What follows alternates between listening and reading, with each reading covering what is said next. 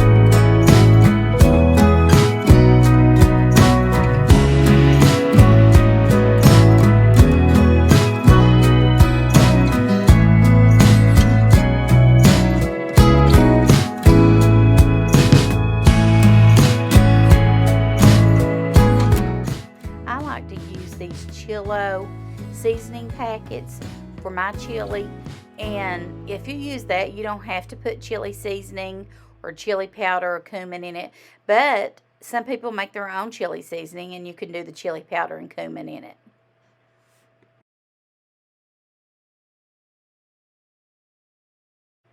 And the last thing I want to do is add about a large can of this tomato juice.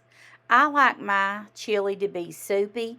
Now, if you don't want your chili to be soupy like a soup and more thick, then you don't have to put any in it, or you can just put a little bit in it. It's really very customizable the way you like it.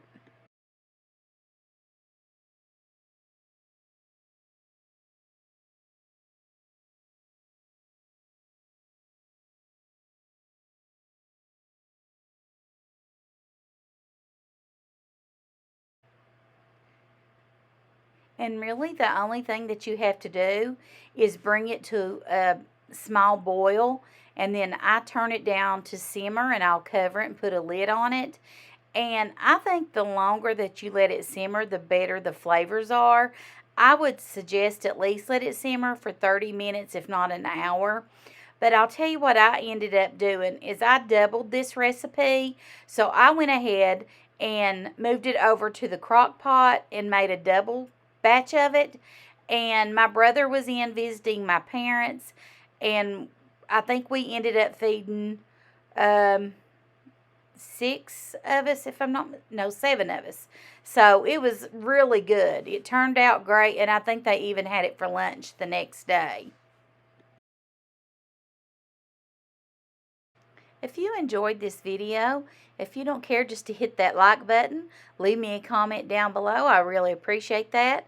I hope you all have a blessed day, and we'll talk to you soon. Bye.